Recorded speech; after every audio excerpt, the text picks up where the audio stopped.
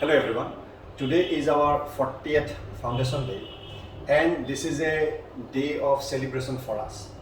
At the same time, on this day, we would like to take stock of where we have come from, where we are today and where we would like to go. The process of beginning the school was going on. I remember my father, the late Puladhar Das, and he and a few of his friends, when they decided to open the school. This is written in details in I think the Silver Jubilee Silver Jubilee year of the school magazine. So those days in 1984 there was lack of quality school. I mean there were hardly any private schools and a need was felt. And the beginning was as in any beginning. The beginning was very humble, with just a few students, I think around 16 students on day one, on this day, 39 years back, 1984, 12 June, the school was started with 6 classes, class 1 to 6. From that, we have definitely come quite far. At the same time, what we would like to do is that the school becomes, this institution is able to transcend time. We hope that this institution becomes, or this institution is able to establish itself as the school is able to establish itself as an institution that is able to transcend time. We are human beings, we all die, we have a fixed time limit in this world, in the art, in this physical world. But an institution remains. It, at many levels, it serves the society. I hope, for modern English school, will be able to serve the children who are our most important asset. Because sure, one day they will grow big, like we were children once. Those things are there, but children bring joy to this world. They are symbols of hope, and therefore, without children, a life is meaningless. I mean, without future, without hope, what is there in life? So I hope this school will continue to serve the children and will provide them a space to develop their skills, to be happy, and that is a ongoing effort. With there will be always hiccups, but we will have to. Whoever runs the school at whatever point of time. Now we are running the school. We are in a management. I have stepped back to some extent. I am now concentrating on policy and those supporting the academic staff. At one point of time, I will die. Like my father died. He was a founder of the school. I will die, and the next generation will run the school. They will also die.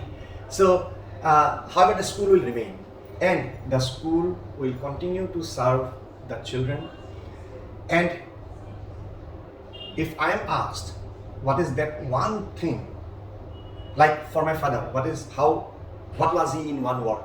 If I'm asked, I'll say that he was, if you boil down his essence, he was the hardest working man I have ever seen. And from nothing, he created this. Similarly, if I say that, what would I want this school to do? I would say that this school should help students to be critical thinkers.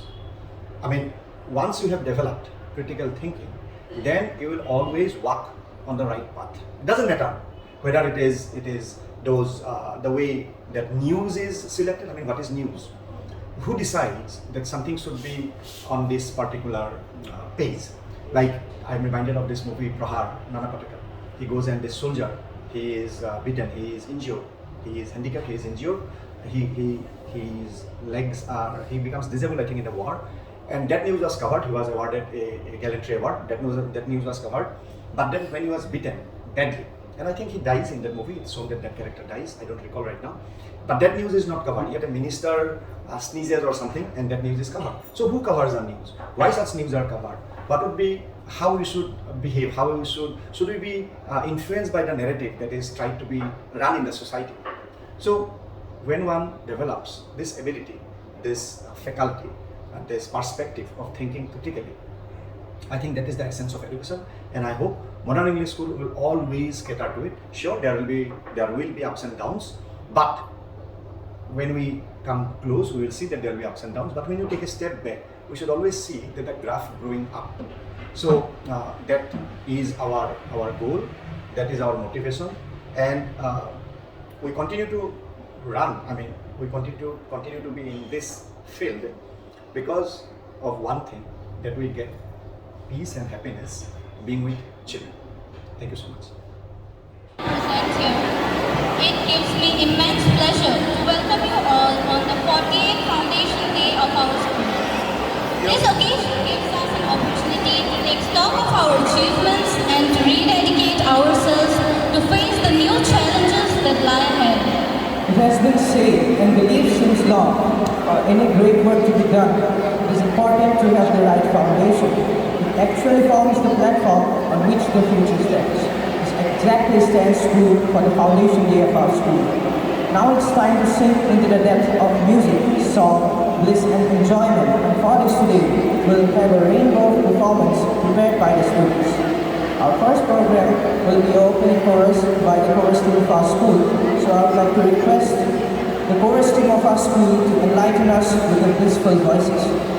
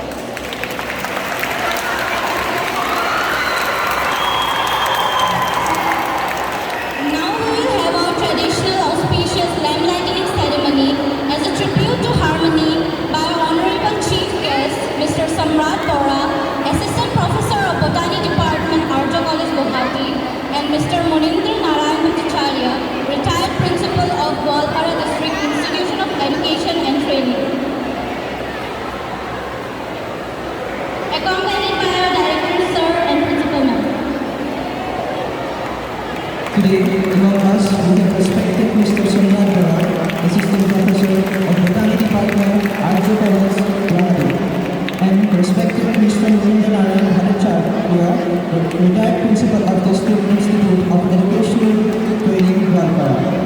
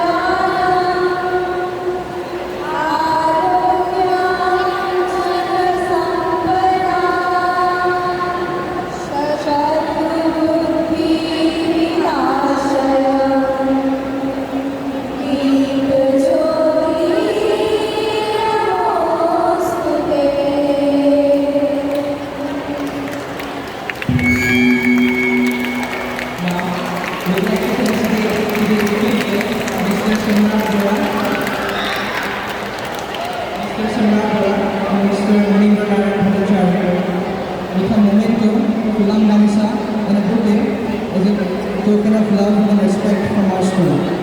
So that we are going to release the 14th edition of handwritten magazines by the students of class 9 and 10.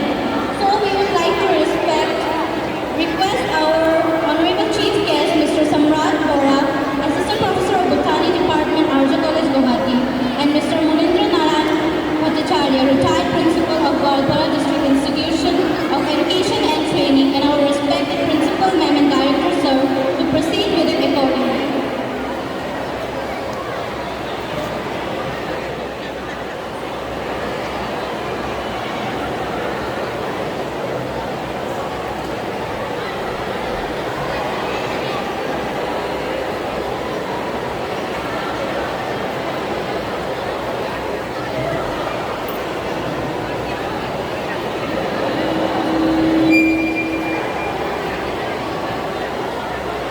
This gives us pleasure that we are going to release the 14th edition of handwritten magazines by the students of class 9 and 10.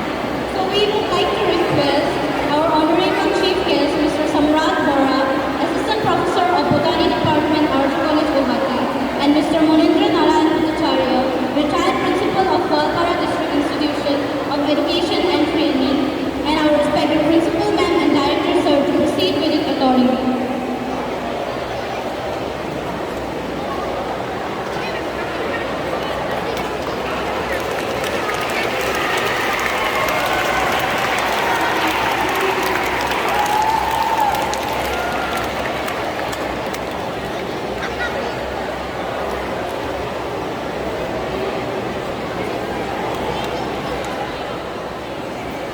আজি আমাৰ মাজত উপস্থিত থকা আমাৰ অতিথিদ্বয় শ্ৰী সম্ৰাট বৰুৱা আৰু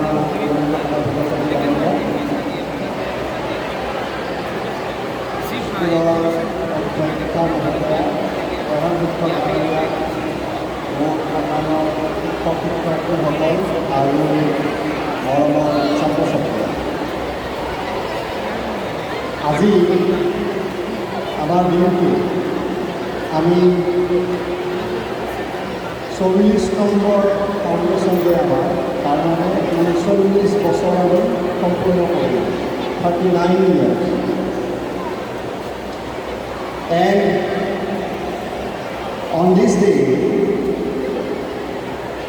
as on all foundation days, I am reminded of those days when we were in the block 3 with 3 kotha of land, 3 kotha 13 nasa of land. And when the name event was discussed, the founder, the late level guys, they did not know because for them the school was more important than the name. One of the founders, Mr. Honourable just said actually modern, in the life of modern school Barakhanda, there was a school that was established during the fervor of independence. And Orunes they brought another founder member. He said the name English should be there so that people know that this is an English medium school. So those days, private English medium schools were very few. And so, both these things have to be managed. What are our challenges now? Our challenges are that every child, every student gets at least 50% in every subject. And aggregate every child, the minimum must be 60%. How can that be achieved? How can we bring in alignment in the marks and real skill? Because this is a big worry of the Indian education system, that marks and skills are not aligned. That means a student might get 90 and yet he might not have developed, may not have developed the thinking skills, the critical analytical skills. So how do we? I mean, it is no use blaming boards or the system because till class 8 we are pretty independent. So can we align the marks and the skills of students at least up to class 8? I would say 3 to 8, the middle category is a critical stage. Because up to 2, students read how to learn. They read just to develop the reading, writing and speaking skills. They do not read to learn. But from class 3 onward, I mean, it's not like suddenly from 3 it's different. Suddenly up to 2 it is different. It is like the Elizabethan age or modern age. It's not that we say modern age in India started from 1860. Does it mean on 31st December 1859 everything was medieval and suddenly in 1861 January everything became modern? It's not like that.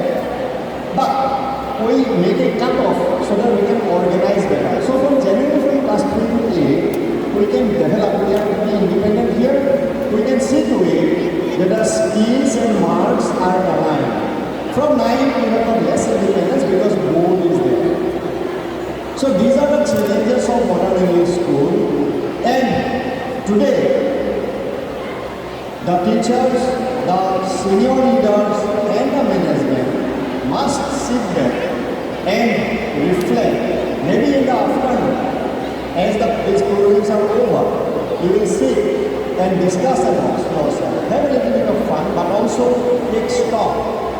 And if that is done, if this culture of reflection is there in the school, then I would think that our job is done. Because there will be ups and downs in our life. My father, Honourable, was the most hardworking man I have ever seen. He would be able to work 72 hours non-stop. There are people here who have worked with him, Kolkata is there, Jhasa is there, who have met him intimately. Lakshmi Madam is there, who has been with us from the beginning. You all know how hard he worked. He would not care about anything. I mean, he had a stroke on, I think, on a Thursday. He left with my mother on a Sunday, driving a Jeep Bolero, Mahindra Bolero from Guwahati to Portsmouth. So he died like the way he lived. He didn't care about anything. Hardworking, a salesman man, wouldn't care about anything. He would drive, he would work, he would dig well. But he's not there with us, he died. We as human beings will all die. I will die. You will die, everyone will die. But the institution remains. And what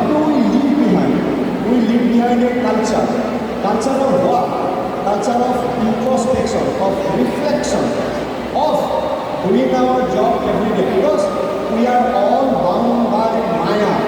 Life is nothing but Maya. In this Maya, what do? We spend every moment doing our best and having fun, not being angry. This I must learn myself because I fail most of the time.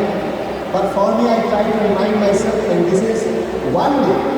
I think this is the best way to remind ourselves and to remind myself that I need to reflect, to be less angry, to develop that same critical skill that we hope children will inculcate. Thank you so much, children. I wish you all the best. Have fun. Thank you. Respected Chief Guest, Mr. Honourable, Assistant Professor of Arya College, Mr. Muniranayan Bhattacharya, retired Principal of Guwahati, Honourable Sir, esteemed faculty members, and my dear students. It is with great pleasure and substantial pride that I stand before you today to commemorate the momentous occasion, the 48th Foundation Day of our school. On this auspicious day, we gather here to celebrate our institution's inception and reflect upon the incredible journey that has brought to us to this moment. Modern English School has stood tall as a beacon of knowledge and enlightenment for 39 years. From its humble beginning to the renowned institution it is today, our school has nurtured young minds, instilled values, and vision of countless individuals who have walked through this rich halt. We pay homage to our founder, big sir, Honourables, visionaries, and the dedicated individuals who laid the groundwork of our school's success.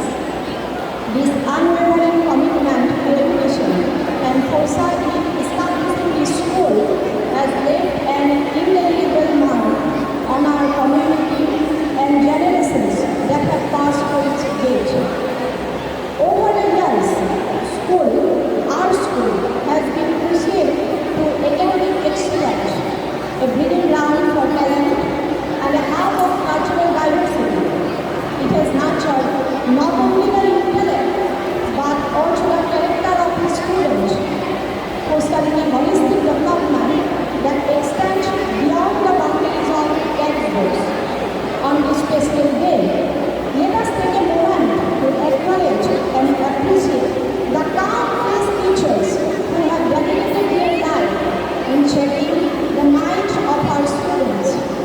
Their unwavering patience, tireless effort, and commitment to excellence have made an indelible impact on the life of the generations. They have inspired, motivated, and mentored us, enabling us to unlock our true potential and search our path to success.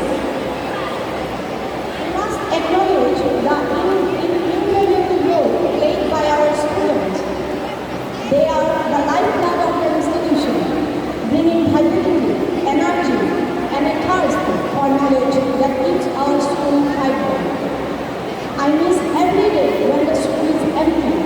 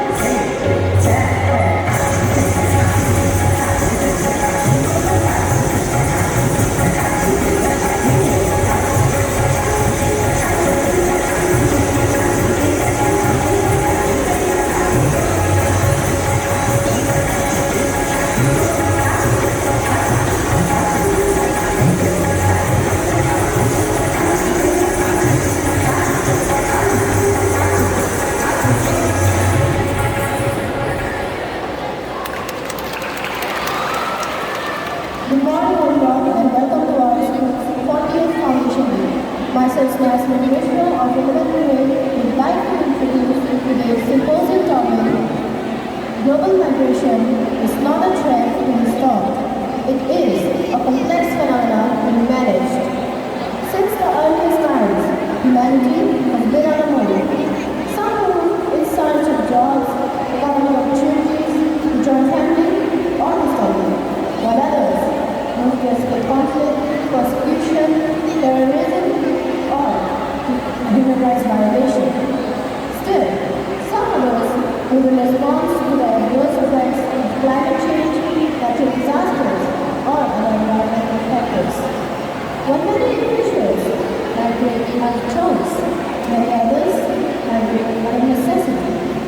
According to UNHCR, the number of globally forcibly displaced people worldwide was 79.5 million at the end of 2019. Of these, 26 million were refugees, 45.7 million were asylum seekers, 4.2 million were internally displaced, and 3.6 million were Venezuelans displaced abroad. Migration is not a new phenomenon. On the contrary, human beings have migrated since the dawn of humankind. Long before the first signs of civilization emerged in the Middle East, human beings, our ancestors, emigrated from Africa and moving across the footsteps of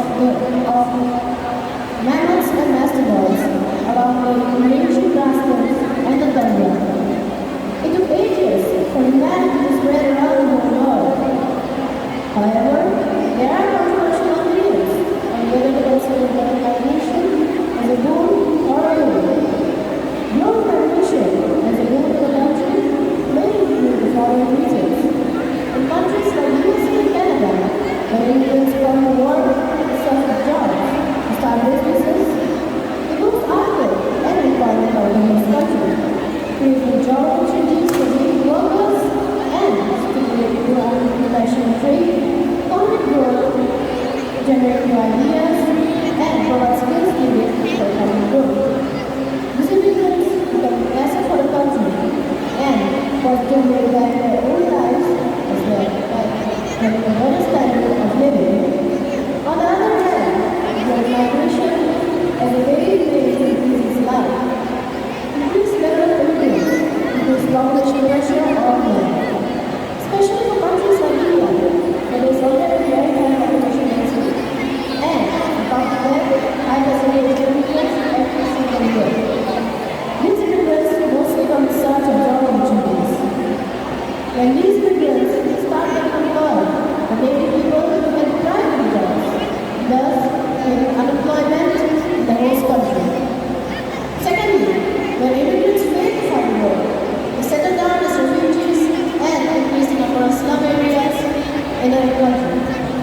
The refugees end up as a liability to the country, and those who are able to contribute to the workforce, which ultimately results in usage of country's resources without any positive outcomes. Hence, it also causes economic instability in the country. Some other reasons may include racial tensions and discrimination. For example, people from different ethnicity and races end up together in a single area, which may create clashes between traditions and views of races. This can later turn to a serious conflict. It also creates imbalance in the sex ratio of the community or support, as most migrants are usually men. Therefore, we see that migration can be a serious threat to the country. I'd like to further explain this phenomenon with the help of the Rohingya crisis case study. The Rohingya families felt violence, but 5 years later, uncertainty about the future still grips those living in the world's largest refugee settlement. So, why did the Rohingya refugee crisis start? On August 2017, the Rohingyas were uprooted from their homeland by a campaign launched by the Myanmar military of targeted violence. Some 7 lakh ethnic Rohingya refugees sought safety just across the border in Bangladesh. There are thousands of others from the community who has fled earlier in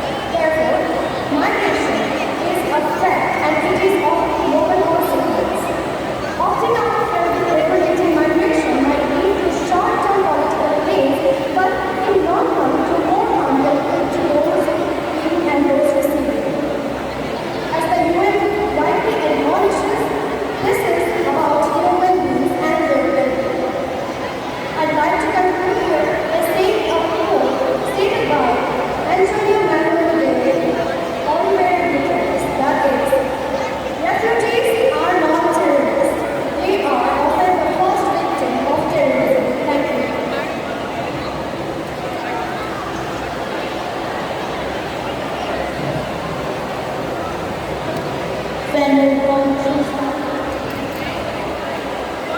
When the revolution started, we saw everything.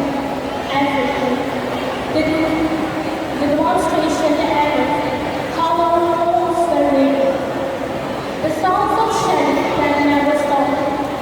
Our families have been subjected to extreme violence and cruelty. Our lives were ordinary before the revolution. Among us thinking,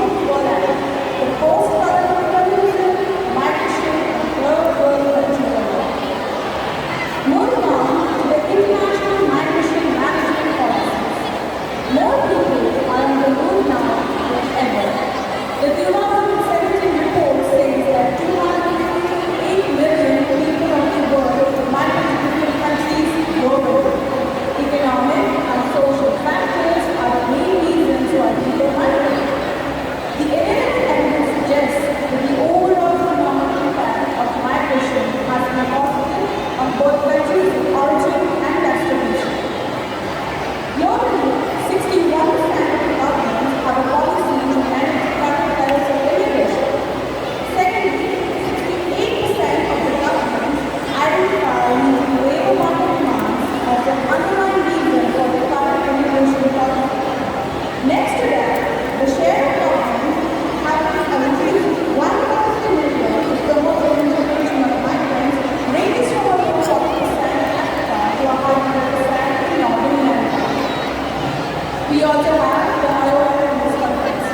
The International Organization for Migration is a part of the United Nations system. The IOM provides services and advice concerning migration to governments and migrants, including internally displaced people, refugees, and migrant workers. The four broad areas of migration management of the IOM are: first, migration of the government; second, facilitating migration;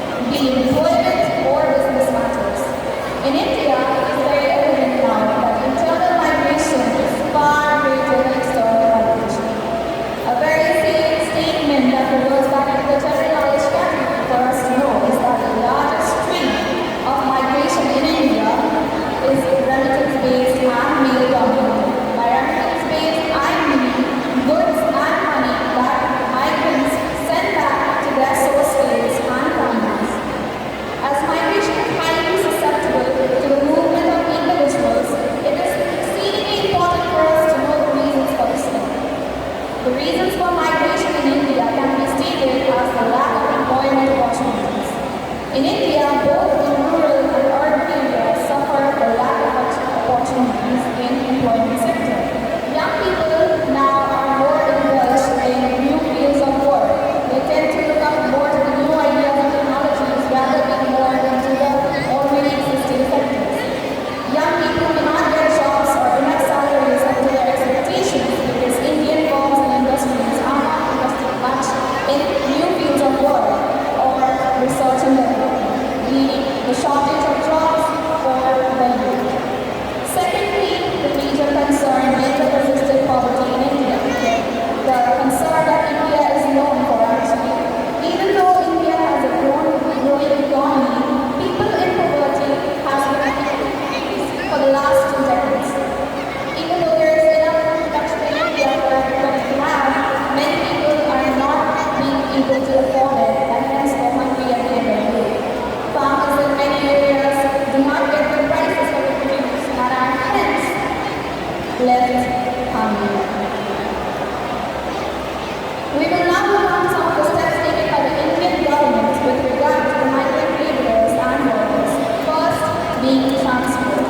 On March 28, 2022, the central government authorized states to use the State Disaster Response Fund to provide accommodation to traveling migrants, provide them facilities to move back and forth. Secondly, food distribution. On May 14, under the second tranche of the Atmanirbhar Abhiyan, the finance minister announced that free food grains would be provided to the migrant workers or laborers. Third, housing. The Atmanirbhar Bharat Abhiyan also launched a scheme for affordable rental housing complexes for migrant workers and urban poor to provide affordable rental housing units under PMEY. Fourth, in financial aid. Some state governments like Bihar, Madhya Pradesh, and Rajasthan announced one-time cash transfer for returning migrant workers. With this, I would like to conclude that today there is hardly any locality untouched by migration. Migrants' mobility prospects are embedded in all the social structures that bridge different localities across the globe. Migration routes may be determined either by historical, cultural, political, or economic linkages between these localities. Over and above that, we came across real-life migration events which were the Rohingya crisis, that is the atrocities performed with minority Muslims, the Afghanistan refugee crisis, the Syrian refugee crisis, from having a brief report on the different policies undertaken by the governments to manage global migration all over the globe, to know about the specific context of migration in India. It is a very indispensable fact for us to know that migration is not a threat. It is a complex phenomenon to be managed. Thank you so much.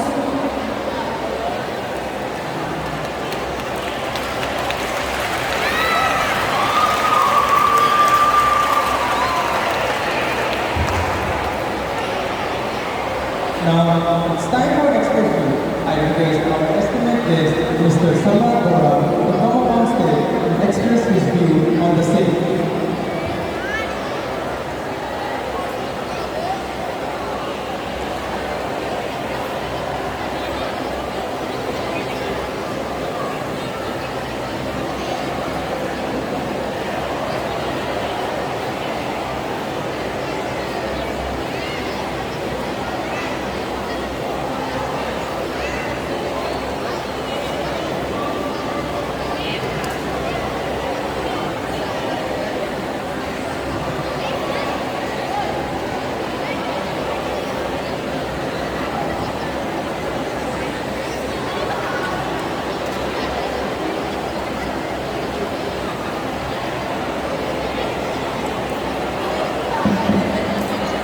A very good morning to my dear students and faculty members of this prestigious institute, prestigious school.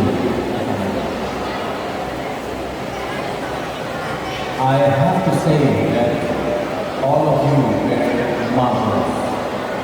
I really enjoyed your presentations. I some things, some facts took me back to my days as a student.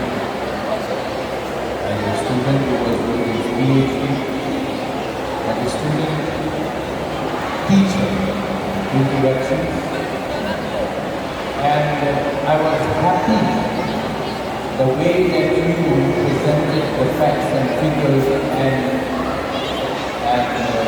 the human story behind so many different types of migration phases. I hope all of you who are here today are aware of the very popular migration routes.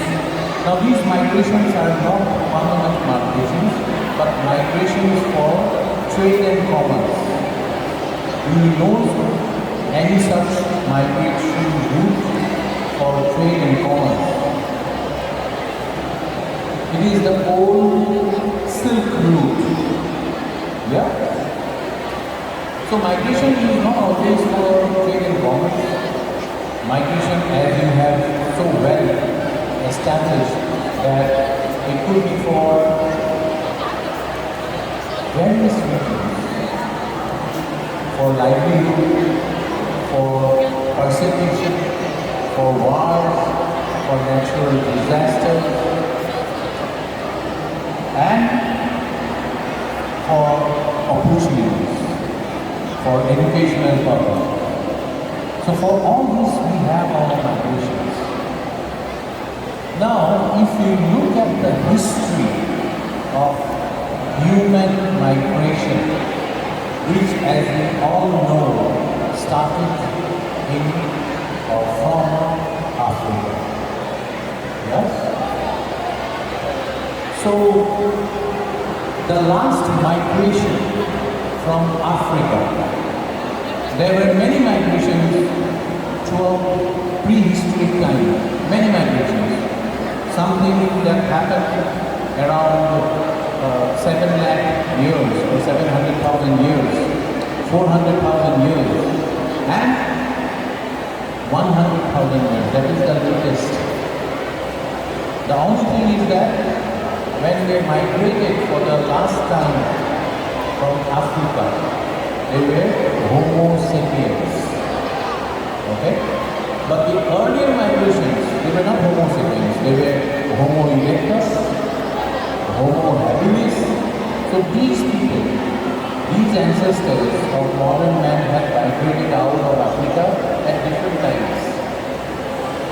So the first people who had touched this is out of Africa origin of human beings. I wondered, I thought that I would hear some kind of approximation of the dates, approximation of the time. Now this last migration, why I have brought it up, was because of a natural disaster that happened about 100,000 years back. And this natural disaster had happened in a place called, somewhere between Indonesia and Malaysia, there is a volcano. At one point of time, it was very active. The name of that volcano was Toba.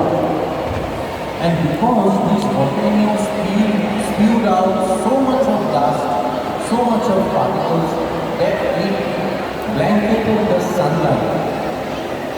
And it caused a lot of climate change in the places where humankind originated.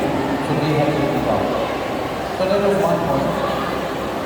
Now when you talk about, when you give a brief speech or when you present a paper, there should be a structure involved. There should be an introduction, there should be a definition where you define the topic in adequate terms, and then you talk about the dynamics involved. If possible, you go through some case studies. I'm very happy that many of you have given case studies. but you have to keep in mind that it must have a basic structure. And some of you were quite good because you started with a band. You started with a one-liner or a two-liner that was able to captivate the attention of the speakers, the attention of the audience. So that is also very much required, and I am very happy that you were able to do that.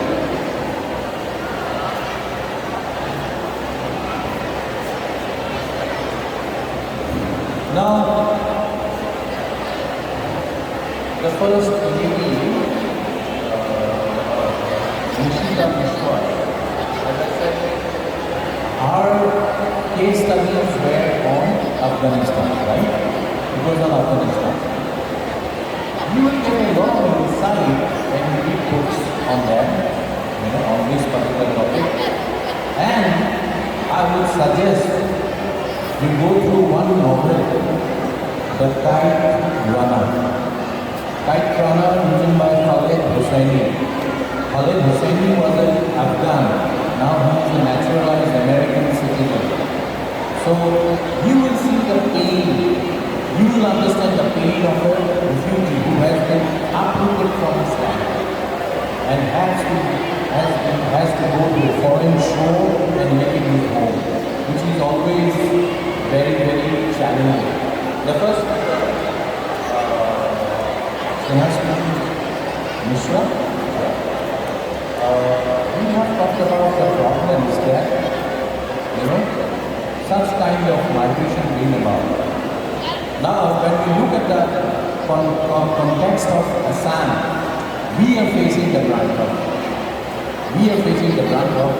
the different problems that are because of migrant population, the ever-increasing influx of migration. So, in order that these group of people survive, they have to take up the space of the already existing people. And that leads to friction, that leads to a lot of tension.